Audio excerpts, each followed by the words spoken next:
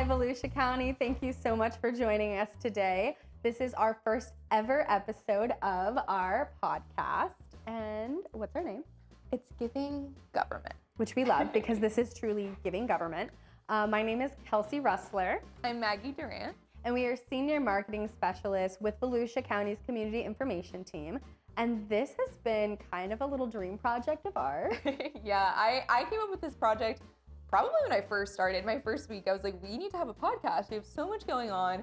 I was so thrilled about it. And everyone was like, yeah, okay. And then when Kelsee came on, I was like, listen, I have this idea and we've got to make it happen. And she knows I'm a yes girl. I'm like, absolutely, we are doing a podcast. Yeah, and then it developed into It's Giving Government. And now here we are. We're so excited for the first episode. So this one is kind of near and dear to our hearts too. It is with our fire rescue chief, Joe King. He's the best. We love him. He's like everybody's fun uncle. So this is a really good episode because we were able to not only talk with Chief King about, you know, his position as a director and everything, but really who he is and why he chose his career path. And we get into some pretty interesting and heavy topics. Yeah, it is really interesting. I mean, I feel like I learned so much about him, his path, and also just fire rescue as a whole, the things that they experience. And we do want to give a little bit of a trigger warning. We do talk about mental health, and we do talk about some pretty serious calls that fire rescue has gone on, things that they've responded to. So if that is something that is concerning for you as a viewer or listener, I would maybe recommend skipping a little bit, or just, you know, skipping this episode as a whole. But it is really awesome, and we do learn so much about what they do for our community as a whole. Yeah, so if you guys are ready, we're gonna go listen to the first episode, check it out, and hopefully you enjoy it.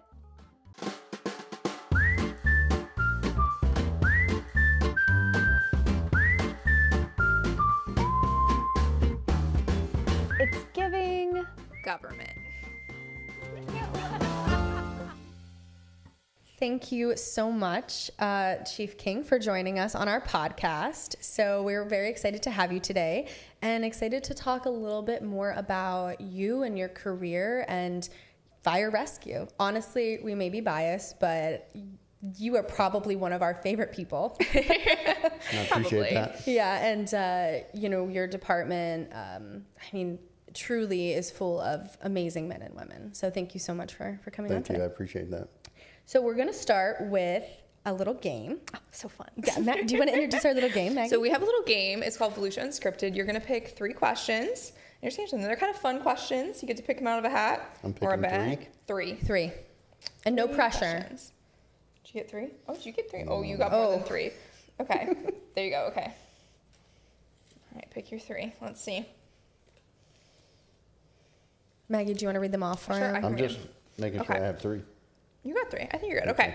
If you could go back in time and tell your younger self one thing, what would it be? Funny, I'd say I made the right decision in the career I'm in. I struggled when I first got into fire. I was a baseball player. All I wanted to do was play baseball. I wouldn't have went to college if I didn't get to play baseball. And I made a decision one time to just go, I'm quitting baseball, gave up college, went to fire school. And for 5 years, I thought I made the wrong decision. I should have stuck with baseball. And I tell everybody now, I wouldn't change what I did in the years I've been in it. So I think that would probably be the answer. That's awesome. That is some good advice. All right, let's see what else you got. Okay. What's a moment in your life you wish you could relive? I feel like if you don't say your wedding day, your wife... Or like the day your children were born. She would laugh. She'd say, no, he wouldn't. It was a mess that day. I don't know. A day I'd like to relive. I don't know. Most people always say they want to go back to high school. They want to. I don't think you could pay me to go back to high school. I'm good. I don't know that I have an answer. I mean, a beautiful day on the beach. Stuff, you know, spending time with family that's not around anymore. You know, if I could go back and do Christmases like we used to do with the whole big family. That's a good one. Yeah, that's a good one. That would probably be something if I could. Yeah. All right. Well, last question. This one's kind of a fun one. If you could have a different job for a day, what would it be?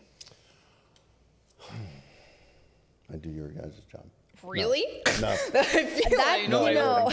I did your job for a day. We'll talk about that in a minute. And I don't think I would trade places. No. Well, it's, like I said, I don't know that I'd want to do a different career. So if I had an opportunity to do a different job, I'd go back and do a different position. Okay. Like I feel like the role that fit me the best in my career I wanted to be was a battalion chief. And that was probably the least amount of time I spent in my career in that position. Oh. So I don't know if it's because I didn't spend that much time, but I always just felt like that was always the right place for me. Interesting. I didn't spend much time there, so maybe it wasn't.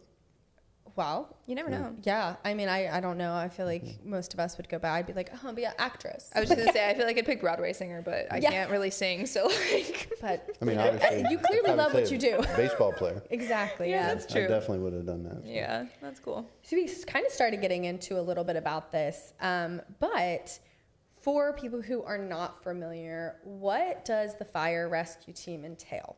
Like when you think of fire rescue for Volusia County, I know there's a lot of components to it. Right. So if you start, at the top, like your position, and work your way down, what is the structure of the department? So position wise, so most fire departments have a fire chief, and then in the command ranks, they differ depending on size.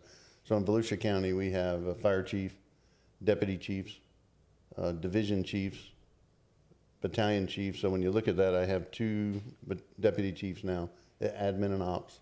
And then I have 6 divisions now, 1 in EMS, 1 in ARF, and then 4 divisions that oversee the county's operational side. I mean, as you know, the county's big. And how many fire stations do we have? That's not on the list, but I'm curious. 19 fire stations. 19. Right. And wow. there's 59 total in the whole county with the cities. Wow. Yeah.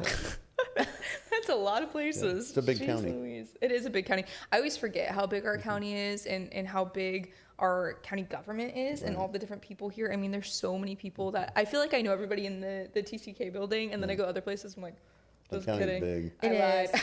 And we cover a lot. I mean, the diversity in the county too. There's lots of different areas that you guys are going in. We have rural, we have the city, we're assisting. It's very interesting to go through the dynamics of all of it. And even below that, then we have battalion chiefs, and they're in each quad, the 4 quads that we have. The county fire is broken up into 4 quads. Oh, wow. And then we have battalions that oversee that, and then at every station you have a lieutenant and then firefighters. Oh, wow. I was a lieutenant on Tuesday. Right. For a minute. Just for a little bit. Just for a minute. Just for a little bit. So we've been talking about a little bit the structure of the team, obviously, and obviously you're pretty much at the top now, or are the top, but that's not where you started, obviously, in life, right? So tell us a little about where you grew up, what shaped your ambitions, and kind of led to you becoming a firefighter. All right. So this is a funny story because people laugh when I tell them this. I never wanted to be that kid that wanted to be a firefighter. Never. Went to high school in Flagler, played baseball. The only thing that was going to get me to go to college was a baseball scholarship, so I was lucky. In 1985 wildfires, that's a long time ago. Palm Coast had really severe wildfires. We got evacuated from our house, and my parents were going to friends of ours, and I'm like, I don't want to go there. My brother-in-law at the time, or soon-to-be brother-in-law, was a firefighter. So I said, I'm going to go to the fire department. I'm just going to help out. It was a small little Palm Coast. It was community. And my mom was, don't you go out and fight any fires. I'm like, really? They're not going to let me jump on a fire truck. I'm 16 years old. The next day, she called the fire department, mad as could be. She saw me on the news fighting fires. You were on the news? Yes. Like full? Literally on the fire truck, on West 2 News.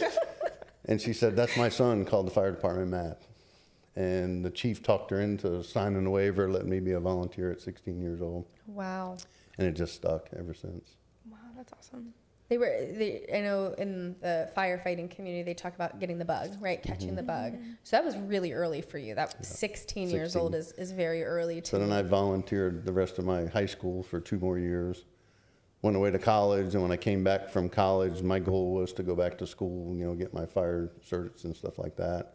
Got back on as a volunteer and got through school in the next year and a half, and got hired with Ormond Beach in 1990. Awesome. Wow. Yeah, that is quite a 19 career. 19 years old, just turned 20. I can't imagine knowing what I wanted to do in life. I'm sitting here, and I've been in county government for quite some time. And it took me until this part of my life to figure out what I wanted to do and what I'm passionate about. I can't imagine at 16 being like, you know what, I volunteered here once. Let me just go ahead and make a career out of this. Like that. It was just something I liked. I still say today, I don't know what I want to be when I grow up. But I've been doing it for 35 years. It's been a very good career for me. There's, with everything, there's ups and downs, but I can't say that I would want to do anything different. Do you have any hobbies? I feel like firefighting in itself is it is a hobby, a lifestyle, like everything, your whole life really revolves around your career and that persona. Is there anything you do outside of that might surprise people? Well, my whole life I've played sports. So whatever, baseball, I've traveled and played softball. Until December of this year, I was still competitively traveling, playing softball all over the country. Oh, wow. Early on, I hunted, fished, but now it's pretty much golf. If I'm not here and I'm not home, you can probably find you golfing. Probably guarantee I'm probably on the golf course. Yeah. I've tried my hand at golf quite a few times. I'm not very good. My dad was convinced that I was going to be a pro golfer as a child. Right. We grew up on a golf course, and he would take me out and he'd be like, she's going to do so good.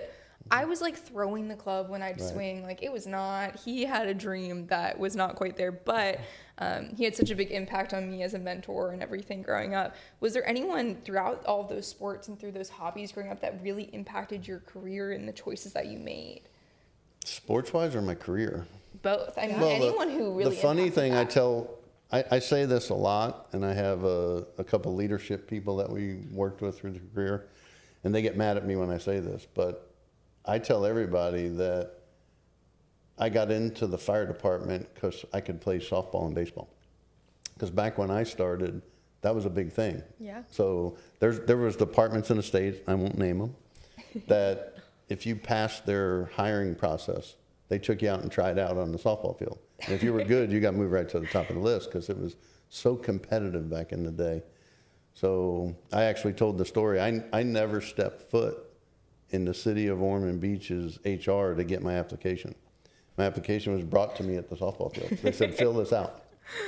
Wow. I tell people that and they laugh today. So I filled it out and they turned it back in for me. The first day I showed up at HR was to take the actual test. Wow. So it was different back then. Wait, it's funny. My hometown, so I'm from up north in very small town, Pennsylvania. Right. And that was one of the things I asked the guys when we were training with them earlier this week was, do you guys have a softball league or baseball league? Because that was very popular growing up for me. Is all of our local fire stations, they all competed against each other. Right. Then they did the sheriff's office versus the firefighters. It was fun. And everyone would come out for it. It was big fundraisers and stuff. So that's what I was used to. Right. And I was kind of surprised that I hadn't seen that as much here, but apparently it is still alive. Not as big as it was, but they said that whenever they have a chance, they do get out and put a league together. So that's really cool. So as far as we talked about clearly you are in your career path. There's no switching or changing for you. No. I don't think you could convince me to come to that side. Do you have anybody who, in your time of being a firefighter, that really stuck out to you, whether it was like, a camaraderie thing with a fellow firefighter, or I know we talked about the mentors, but I feel like there is a very militant structure when you talk about firefighting. You very much respect your peers. You respect the people you work with. I know Leslie said on Tuesday, she was like, these are my brothers. Right. Like, that doesn't go away. Like, we are family. So is there anyone I'm sure you still talk to or that you're close with? Do you go to each other's weddings and, graduations and kids and all of that?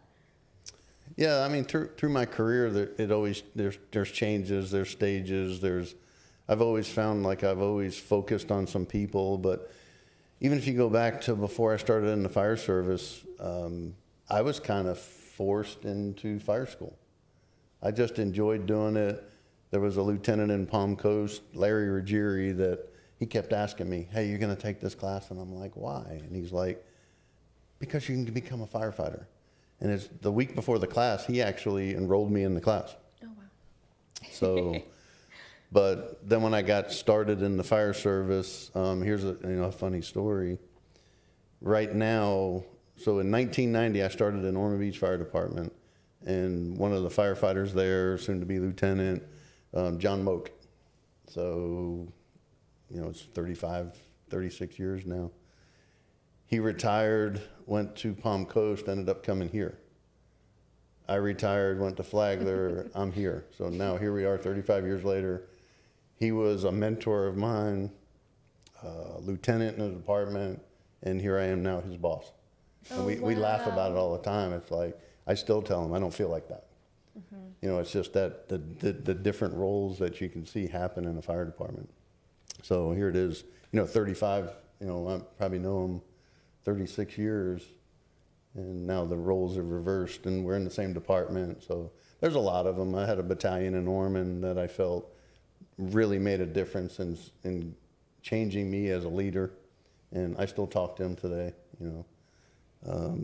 It's stuff like that throughout the years. And then once I got into the admin side of the fire service, I always tried to have 3 or 4 mentors in different areas that I could go to. I never saw a need not to, but it's amazing when you start pushing yourself into other levels of having somebody to reach out to. But yeah, I feel like there's people in our lives when we go through our careers or even high school, middle school, all those things, and they kind of start defining that career path for you, and you kind of start to see what's coming, and you start seeing the foreshadowing of your life. Was there a moment during your career where you started to see that pivotal change of like, oh, I'm going to start moving up the ranks, and one day maybe I will be fire chief? Was that a dream of yours or no? never. It's like, absolutely not. I told no. I don't even know how I got here. I never wanted to be a fire chief. The highest I thought I ever wanted to go was a battalion chief, because I always felt like I wanted to be part of operations, like you said before, part of the family, part of the brotherhood. And it's just the whole career. I didn't promote as quick as some people, because I always had the mindset that I just wanted to be as good as I could in the role I was in, and then if an opportunity came, take it. So, I mean, it was not slow, but I was a firefighter for 6 years before I became a driver. 10 years I made lieutenant, which then turned into captains. And I retired after 23 years as an engine captain in Ormond, because I didn't want to get off the truck. I went to Flagler with the mindset of, I'm going to give it a shot. So straight into an admin role, more fire prevention. The big joke is no fireman ever wants to be a fire marshal or in fire prevention. I did it for about 3 years and had an opportunity to get back into operations on the deputy chief side. And that's where I thought, okay, my wife even laughs. She said, you're a chief now, you said you, but even when this position came up, I told leadership here, I'm fine being the deputy chief of operations. And after 3 or 4 months, I looked at them in a meeting and I said, I want to be the chief. It was just, it's a great opportunity here. The directors that I get to work with, the people I get to work with. I mean, I enjoy being on the radio with you guys and doing stuff like this. So it's a part of my career that I didn't think I'd enjoy as much as I am. Well, we're excited that we get to be a part of like watching this, and the progression and the relationships that we've formed with all of our directors as well. I mean, when you think of county government or working for the government in general, I don't think people realize that there is a level of all of us are kind of in this together. And, it's so nice to work day in and day out with all of our directors and get that face time and get the opportunity to hear your stories. So this is really exciting for us as well. Since we're talking about, us and you, the generational gap is there for sure. I noticed there's a lot of very young recruits, much younger than myself. How is it working with the different generations? I mean, you have everybody from, I swear, they looked like children. I'm sure they were 18 and 19 years old, but to me, they looked like they were 12, all the way up to people who are very much into their retirement year, into the admin section of their lives. And what does that look like? Right. The what? The what? Old like me? We didn't say that. We would never say that. No, you were a young spring chicken. It's funny. Me and my wife laugh about this a lot. When we were 20, 50 looked old. Now that we're in our late mid-50s, it's like, I don't feel old. I feel like part of them. So it's just, what was weird to me was when I started hiring people, that were born when I graduated high school. And then I started Yeah. hiring people that were born when I started in the fire service. And now it's just past that. Mm-hmm. I mean, I was retired once, and we're hiring people now. Mm-hmm. I mean, it's just that mindset. I was like, holy mackerel, we are old. Oh, yeah. But, and it's different because back in the day, I mean, when I came up as a firefighter, it was paramilitary. You just do what you're told, don't ask questions. And now it's the whole why mentality. Why are we doing this? And it's just, there's a lot of strengths there, and you just got to learn to, focus on that. So it's harder on us having all those different generations. Yeah, and all the generations I feel like are so different too. I mean, Gen Z, I'm a Gen Z, so I can only speak for Gen Z, but I'm like millennial cusp, so I'm in the older, demographic of kind of what we consider. But Yeah. it is, even in our own team, we have those, I wouldn't even say struggles, but there's things that you have to do, obstacles that you have to work on, because it is very much what my parents had experienced and what they had gone through versus what we have in the workforce is just different. It's very different. And it really has to do with what you grew up with, which is what defines the generations and what was going on when you were born. And I mean, we're three of us right here, all different. yeah, all different generations. But I do think that there's a way to find common ground with those generations. And there's always, friendly banter, something my dad went through, maybe you relate to, whatever it is, like you can find that common ground. But sometimes there is obstacles that come up with people just in general, regardless of generations. And I imagine on your team, with so many different people, there has to be those obstacles of, personalities that don't get along, especially when you're on a team, you have to fight a fire, you have to go on a call. How do you guys overcome that? Well, I think part of it is you have to, realize your day at work's like a day at home. I mean, you're 3 meals a day with the people you're working with, you're doing holidays. I just tell people you can't come to work and not create a relationship with the people, because they are your family for a third of your life. So that is the hard part, because I've seen so many fire departments where they go, I don't like the people I work with. Well, I look at them and say, you don't have that opportunity, because in 20 minutes you can be on a call with them and you're having to save each other's lives, and you can't go, I don't really like that guy, but I like that guy. So you got to work on that, just growing together as family, doing stuff. I tell people all the time, you don't have to live together inside and outside of work and do things, but know their family, know their kids, know their spouses, just get to know the people you work with, especially as a lieutenant or a supervisor, know your people.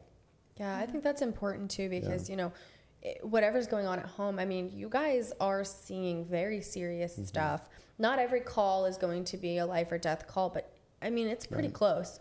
And, that kind of brings us a little bit into the experience that I had on Tuesday. So quite intense. Yes, I had the opportunity to come and spend a day in the life as a Volusia County firefighter, which obviously is all part of our day in the life segment. So they can, if you want to watch it, you can go and watch it. It'll be up on YouTube. But the training, I was there for almost a full day, and the respect that I have gained just in the small amount of training that I was able to participate in is immense.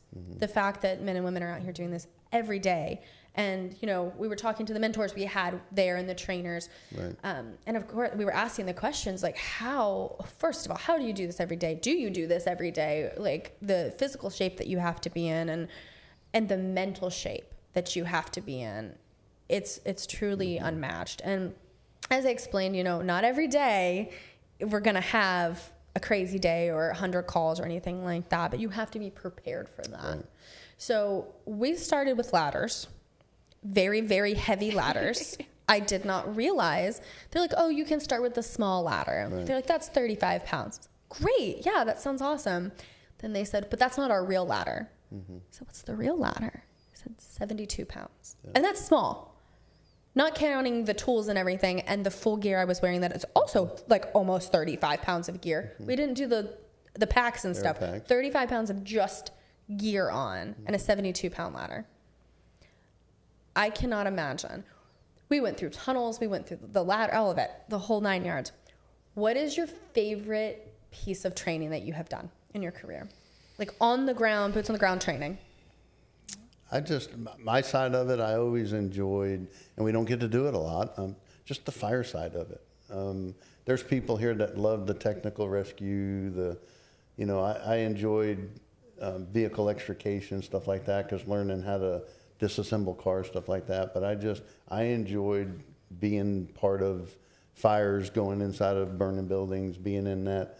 And people, we laugh at cops all the time. Cops will go, I don't want to do that. And I'm like, well, I don't want to be shot at. Yeah. But, I tell people all the time, when you do something enough to where you're comfortable, that's a comfort level for you. Just like you said with the training the other day. We don't necessarily probably have to do it every day, but you have to be ready to do it at any given time. But that's been my biggest thing. I've always been part of technical rescue, some rope stuff. I've always liked it. It was intriguing to me to learn and just be able to do it. But really just the firefighting side of it, even wildland fires. Most people don't like brush fires. I enjoyed it. That's super cool. The training is so interesting. And I was just a bystander. I was just watching, and I was getting hot, and I thought I was going to pass out just standing there. So I envy Kelsee for doing that. But, you were kind of talking about this a little bit of, through those trainings, you guys are preparing for real life situations. And, if it's a car crash or if it's a house fire or a brush fire, whatever that looks like, how do you guys prepare for like the large scale emergencies, like where you have to come together with Daytona Fire and Orange Beach Fire and all these other teams? How do you prepare for that? Well, the biggest thing is you got to get some reps in together. You got to get time in together. And the last couple of years, we've really pushed that a lot here. So we noticed that. You saw that out at the training center. We do 4 facility trainings a year, and there's other stuff that goes on. But all the agencies are invited. We all come out. We're all working very hard to get our policies and what they call MOGs, our response policies, together. So when we get on scene, you automatically know the first couple steps are always the same. Then you get command in place, they make the decisions. But, we're one big team, we're all doing the same job. We all just got to get together and work together. But doing it first on the training side, making sure we're all doing the basic stuff together. But the big calls, you got to be able to do the small things right. So when you start off doing all the basics right, when you get there, the big stuff is just, okay, what do I got to do to handle this situation? A lot of resources, like I said, 13 fire departments. Yeah. What do you think, I know the big stuff only happens, like the brush fire things like we just experienced, but what is your most common call that you would get? Medical calls, vehicle accidents and medical calls, because they're really today, if it's a motor vehicle accident and it's not a big extrication call, it's a medical call, really.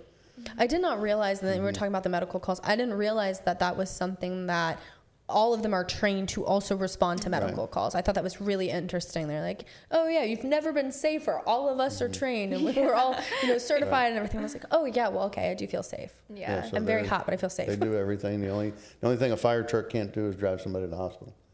And we do have 2 of them, the rescue engines. So they're fire truck in the back, ambulance in the front. They were talking about that, yeah. That's cool. Yeah, we're phasing them out now that we have the staffing that we have. But I used to say the only thing a fire truck couldn't do is transport people to the hospital, but I'd be lying with those 2 trucks.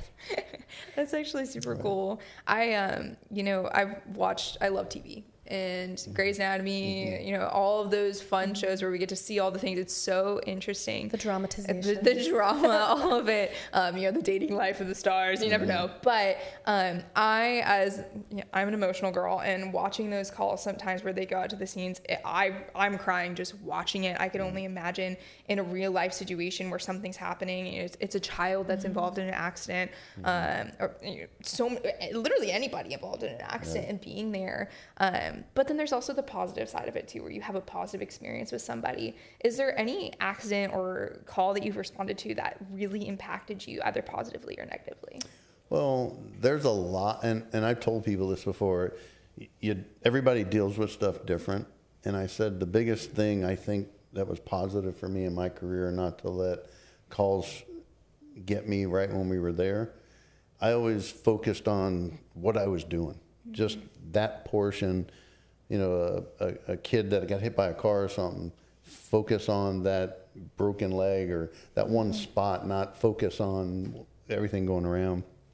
Because when you get on those are the worst. When you get on any kid call, parents are, so the biggest thing, think about consoling the family if you have extra hands doing stuff. But those are probably the worst. I think any firefighter will say, any kid call, I've probably got 2 or 3 of them in my head that we could sit here for an hour and I could vividly go back through every inch of it. But besides that, I think, and I told people this, some of my biggest impactful things that always stuck in my career were the BLS calls that you went there and actually did something to make a difference, where an old lady was having an issue. I tell everybody this story real quick. We had a lady that used to call 911 every day. Oh, wow. Every single day. So we would go there. Well, it didn't take long. She figured out how our shift was the only shift that really cared, went there and didn't give her a hard time. So she called every 3rd day. She figured it out. So we used to go there and no big deal. And then finally one day I just looked at her and I said, hey, we'll come by every day when we're in the area. Only call us when you need us, because we could be on the other side of town when you call and we got to come back. So we started doing that for a little while. Her family actually were out of town. They came and told us how much they appreciated that, because all she was she was bored. Yeah. She was afraid being alone. It's stuff like that when you can make a difference for, I mean, everything we do, we have an opportunity to make a big difference. And if we would just focus on that, we're not going to get those, the real sexy calls all the time that everybody want to be in the news, or, being able to jump off a boat and save somebody and do stuff like that. They're not there every day, but there's opportunities every day to make a difference. To make a difference and do something. And that's kind of something that I've always focused on. I could sit here and list a couple of really decent fires.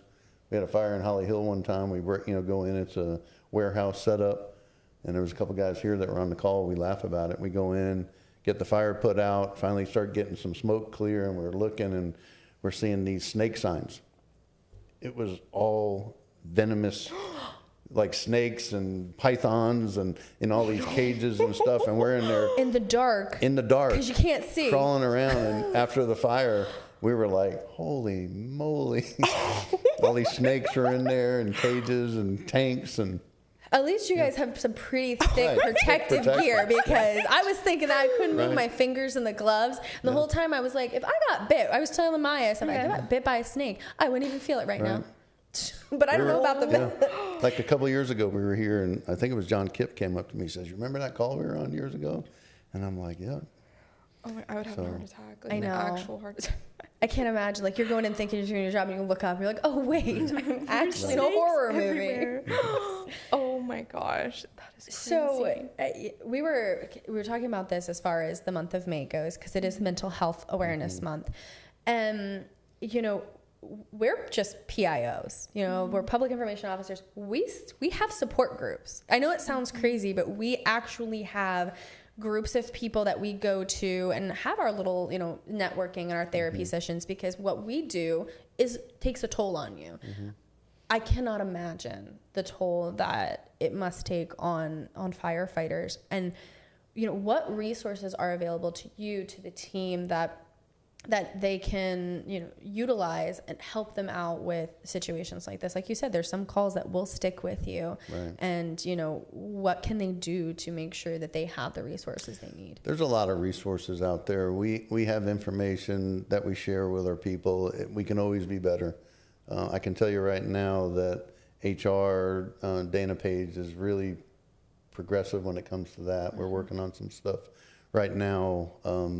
But we have a countywide CISM team, critical incident stress management team, that anytime something happens, they can be, dispatched right out, and it's across all, disciplines, the corrections, us, any call like that. There's a bunch of resources out there that we have direct contacts, right, to where people, we don't even have to know about it. They can reach out and start talking to mental health people, working through things. But it's a big issue. Yeah. Yeah, if you don't manage it right or talk to, that's why I tell today's day and age, the worst thing I say in the fire service is this right here, the telephone.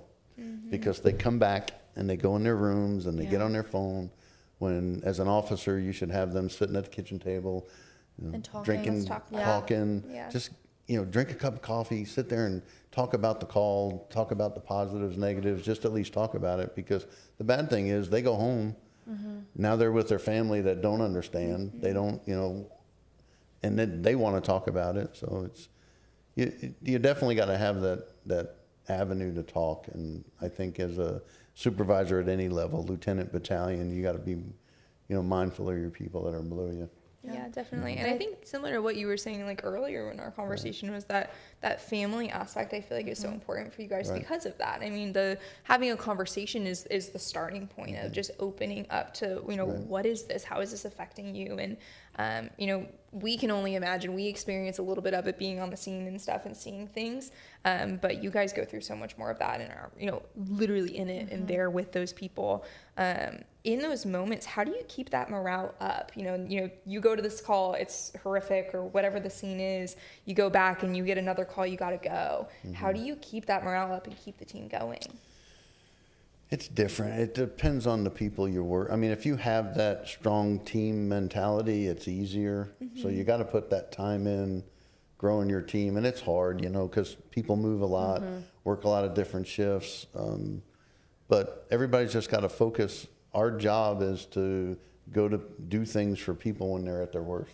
And some people, they'll say, well, that wasn't a serious call. Well, if somebody dials 911, it's the worst for them at that time.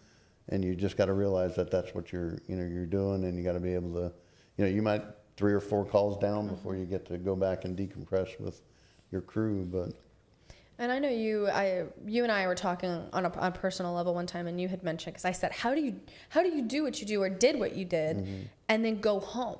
How do you talk to your wife and your kids? I know you lucked out a little bit, right? Because your wife has some background as well, correct? So she worked on the ambulance for a bunch of years, was in the fire department.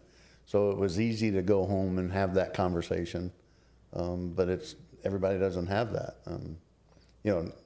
I was married once before to somebody that wasn't in the fire department, and not that she didn't understand, but it was just you couldn't talk about it. But when you have somebody that you can talk to, that's why I say you either got, and they need to have somebody to talk to, because you come home dumping all the time about a call or the bad day you have. So there's a lot. Yeah, I'm sure she's like, listen, your day was bad, but so was mine. So we're going to sit here, we're going to talk about it. I told her all day long I never wanted to change jobs with her. Yeah. Well, we're kind of at the point now where we're settling the podcast down a little bit, but we want to end on a happy note, because that was some heavy stuff, which is great. That's what we're here for. I'd love to know, how do you define success? I know that's a hard question, but the definition changes over time. When you're young, you're like, oh, success is money, right? I make the most amount of money. I'm where I need to be. I'm climbing a corporate ladder. But I know everyone now has a different feeling of what they believe success would be. Well, I mean, the funny part for me to say, the easy answer would be I'm the fire chief here in one of the biggest departments in the county. But anybody that's listening to this would know that I tell everybody, you can call me Rumpelstiltskin. I'm going to come to work and do what I can. I've never been a title guy, but when you think about it that way, to be this many years into my career, to be able to, move through the way I did, and to be in the position I'm in now, it's definitely a pinnacle that there's nowhere else I want to be. There's nowhere higher I want to go.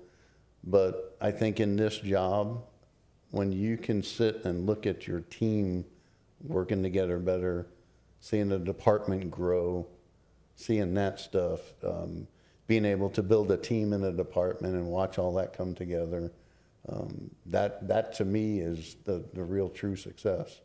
Knowing that together we're doing something that's making a difference, because one person's not going to do it. Yeah, especially this size. So I got to stay out of areas that I don't need to be in, that I want to be, and that's tough. But I think that's the biggest thing. It's I can simply just go, I'm the fire chief in the biggest department in Volusia County. Yeah. But I'm lucky to be that guy. That's awesome. Kind of going a little bit of a different direction. What do you think is the biggest misconception that you guys get? Negative. That people, they sleep at work, they do this. I mean, I honestly cannot imagine that being the case. Maybe everyone should go do a day in life of a firefighter, because they will feel very differently. Yeah. It's just, you stereotype. I mean, people do dumb stuff. I mean, he's a firefighter. Now all firefighters are bad. You know, or they see something and their perspective is what they saw and firefighters are bad. Listen, no firefighter comes to work any day wanting to do something wrong or making somebody's life miserable. So, but our guys and girls got to realize you're in the public eye. So what people see is their truth. So that's tough. I mean, yeah. Yeah, I know. Like we talk about that all the time. Obviously, in our careers, we get so many. We are public entities. You know, that's what we do. That's who we are. And so, reminding people of that, I think sometimes is tough. And you know, when you're in a fire station, it is funny because we were joking about that perception of like we're sitting in the lazy boys and everything. Right. But honestly, the cortisol levels that went through my body, because we went through our whole day of training and then we ended up doing a test call. And I think that was the most real moment for us to see it all come together. I mean, we had the 60 seconds. We were relaxed for the first time all day, like drenched in sweat. We're like, okay, we're gonna sit down for 5 seconds to take a breath. And when that call went off, everything clicked. I mean, we jumped up, we ran out, we got in the gear, we got in the truck, we're off on the call. And you know, you don't have that moment to relax and you're immediately spiking back up again. So I think, you know, people don't understand that there's a level of, hey, like, okay, we can the camaraderie, we can have dinner together. But I talked to one of the girls and she goes, every day I work is a Friday. Right. I said, what do you mean? She goes, well, because of what we do and the shift work it is, you know, we work for 24 straight hours and then have 2 days off. Right. And I was thinking, this was the beginning of my day. And I was like, oh, I could do that 24 hours, you know, and then relax for 2 days. Sounds great. No, that 2 days is recovery time for the 24 hours that you just spent in your highest peak level of stress. So it is truly, I mean, I keep saying amazing, but there's really no other way to describe it. Yeah, it is that physical aspect of it and the emotional toll. I mean, it has to be so, I could never do your job. No, and I don't. As much as I would like to say I could. Yeah, I don't know how everybody don't think it's the best thing ever. I mean, I'm just, when we were going through the tubes, right? And I was like, oh, this is like taking my kid to the playground. Mind you, again, full gear, helmet, and we're crawling through, and I was like, oh, but wait, what is that? And she was like, well, that's the next tube. And I was like, how many tubes do you have? She goes, well, we have 3 sizes. That one's 18 inches. I said, absolutely not. Right. And she goes, oh yeah, you flatten yourself and crawl through the tube on your stomach. Yeah, like an inchworm. No, I was barely comfortable, hands and knees crawling through, and it's pitch black. You see nothing, and the only thing I could see was the reflectors on Maya in front of me. Right. And she's like, oh yeah, that's like an actual fire. I said, no, thank you. Like that's a lot. So, you know, as you're at the point now where you can look back on all those moments in your career. What is the one thing that you would want to leave as, I guess you would say, your legacy? Like what do you want to leave behind and say, you know, all these amazing things they've done, or, you know, all these calls and all these people we've helped, what is the one piece that you would like to leave behind? Well, I think it just goes back to, like I was saying before, with the team, to being part of, you know, leaving behind a department that is where we're trying to be, that better culture, that better family. That I tell so many people when I got here, not that this department wasn't in a good place when I got here, but it's the mindset of, I wanted to bring back the fire department that I first got in, because it's not there anymore. I mean, you know, the family stuff, the doing things off days.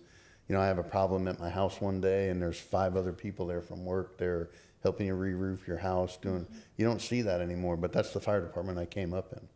So it's just bringing back that fire department tradition and culture and family. When I leave here, I just want people you laugh. I want at least 5 people to miss me. Because I tell everybody, when you leave, you'll have 5 people that you talk to for the rest of your life. You know, it's just that number gets smaller, but I just want to be that, where I made a difference here doing something. Because a lot of times, I mean, when I was a firefighter, I'd look up and go, man, what is that fire chief thinking? He doesn't know what we do. And I don't want to be that guy, so. Yeah, and I mean, you have the backing, right? You came up through it. So you're one of those people that can truly say, hey, I started where you're at, and I've gotten here, and even though you might not have wanted that for yourself, there's a reason why you are in the position that you're in. And is there anything else, like any parting wisdom that you would give for new recruits? Because hopefully they're gonna see that video, and if they think I can do it, like see me doing it, they can get out and they for sure would be able to do it. So anyone who's catching that bug. Well, it's fun because when I go in and talk to the fire school kids at DSC at least once every class, so that I get to do that. And then the new hire class I talk to at least once or twice. And I just tell them, come to work every day.